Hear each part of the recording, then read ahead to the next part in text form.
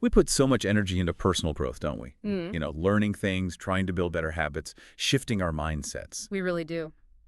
But have you ever stopped to think about how much the world around you is either helping or hindering all that effort? Exactly. It's so easy to focus just on what's inside our heads. Yeah, and completely miss how powerful our environment is. That's really the core of what we're diving into today. Right.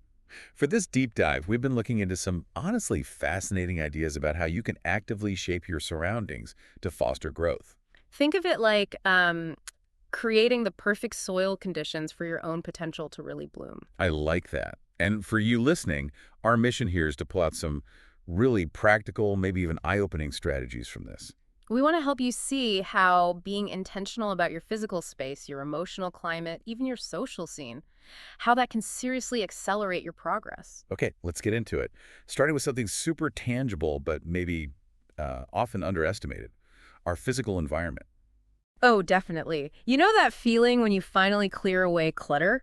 Yes, but you can suddenly breathe and think clearly again, Well, it's more than just a feeling. There's actually science here. A messy, disorganized space literally competes for your brain's attention. like having way too many browser tabs open. Exactly like that. It genuinely reduces your cognitive bandwidth, makes it harder to focus. That makes so much sense. So it's not just about tidiness for its own sake, it's about freeing up mental energy. Precisely. Which leads to this idea of being really intentional with your space. And that doesn't mean like sterile or empty, Yeah. right? Just purposeful. Not at all. It's about consciously curating it so it serves you.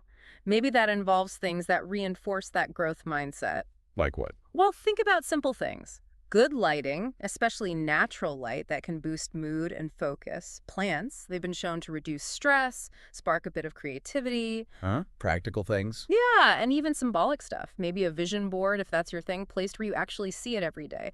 A visual nudge towards your goals. And it goes even deeper, doesn't it? Those little micro details. Absolutely. Like temperature, lighting, is it harsh or warm and inviting? Noise levels. These things seem small, but they add up, impacting your energy, your concentration. So it's about creating a whole physical ecosystem tailored to support what you're aiming for. Exactly. So for you, the real question is, take an honest look around. Is your physical space actively helping you reach your goals? Or is it maybe subtly working against you? That's a good challenge. Okay, so we've tackled the physical. Let's shift gears a bit, move more internal, but just as powerful, the emotional environment.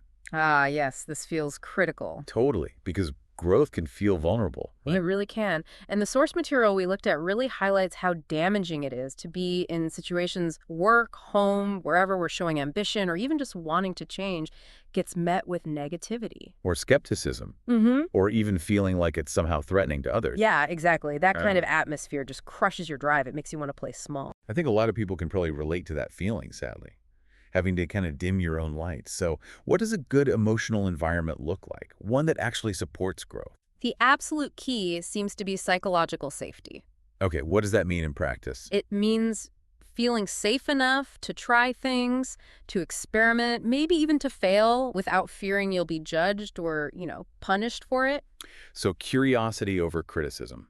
That's a great way to put it. Where mistakes aren't disasters, they're just data, information for learning. Makes sense. You can't really stretch if you're constantly worried about the fallout. Right. And that feeling of safety, it's not just about other people, is it? No, that's a crucial point. It's also about our inner world. Absolutely. The discussion really pointed out how often we sabotage ourselves with this, super harsh inner critic. That voice of constant self-doubt or judgment. Yeah, that can be just as stifling as any external negativity. So cultivating internal safety through self-compassion, being patient with yourself, actually believing you can learn and grow, that's fundamental. It's so important. Yeah. How do we actually build that internal safety? The source mentioned a technique. It did, a really practical one. Huh. Basically, monitoring your self-talk, catching those negative thoughts, And then, and then reframing them. A Hmm. powerful way to do that is to ask, would I talk to a friend or someone I was mentoring this way? Okay, so if your internal monologue is way harsher. That's your cue. Right. It's a sign you need to adjust that internal narrative. Be kinder, more encouraging to yourself. That's a really useful check. So the big takeaway here seems to be twofold. Be mindful of the external emotional climates you're in, seek out support, Uh-huh. Actively look for those safe spaces. But also really intentionally work on making your own internal space feel safe and nurturing. Precisely, because how you feel about yourself, deep down, Huh. that really shapes how you show up and pursue growth. Okay, that covers physical and emotional. Let's move to the third piece, which is also huge. Our social environment, our people. Yes. The old saying, you're the average of the 5 people you spend the most time with, there's a lot of truth in that regarding growth. There really is. And the source material stressed, surrounding yourself with people who challenge you. But, crucially, challenge you constructively. That distinction is vital. Constructive challenge is about helping you see blind spots, pushing you to think bigger, all with the aim of helping you improve. Whereas simple criticism can just be about pointing out flaws, maybe making the other person feel better without actually helping. Exactly. Intent matters. And related to this, the discussion brought up something that can be tricky, emotionally speaking, Which is good. recognizing when you might have sort of outgrown certain relationships. Ugh. Yeah, that can be tough. It feels like a judgment sometimes. But the source reframes it really helpfully. It's not necessarily a negative thing about the other person or the past relationship. It's just a natural part of your evolution. Because you're changing, your goals are changing. And sometimes relationships that were anchored to who you used to be just don't align anymore. They might even hold you back unintentionally. So it comes back to intentionality again. Being deliberate about who's in your inner circle, it's not passive. Not at all. It requires conscious choices. The source really encourages actively seeking out people who inspire you. People may be doing things you aspire to. Yeah, or just people who think differently, who stretch your perspective, and engaging with communities online, offline, whatever that foster that kind of bigger thinking. Like masterminds, maybe? Or even certain book clubs or discussion groups. Exactly. Places where challenging ideas are welcomed, where people encourage each other to step outside their comfort zones. So the core message for you, listening, is to take stock. Your social connections, are they mostly lifting you up, giving you energy, making you think? Or are there relationships that maybe feel draining or keep you kind of stuck in old ways of being? Right. Your social world should really be a springboard, not a cage. Well put. It should catalyze your development. Okay, so let's try and pull this all together. We've explored these 3 really interconnected areas for creating growth-friendly environments. Yeah. First, the physical space.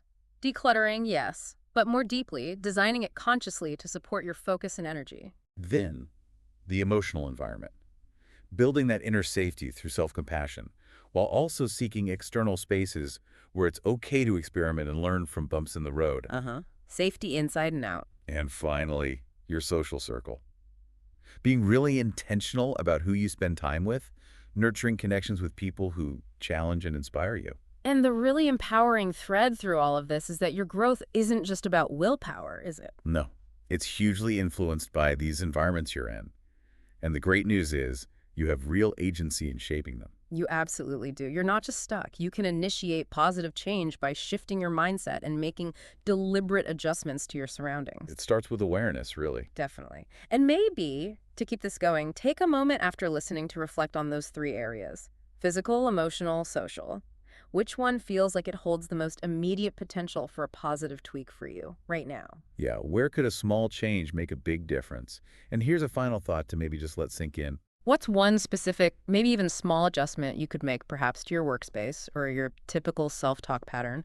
Or maybe how you engage in one key relationship that could create a ripple effect, accelerating you toward your current goals? Something to really ponder. Until our next deep dive.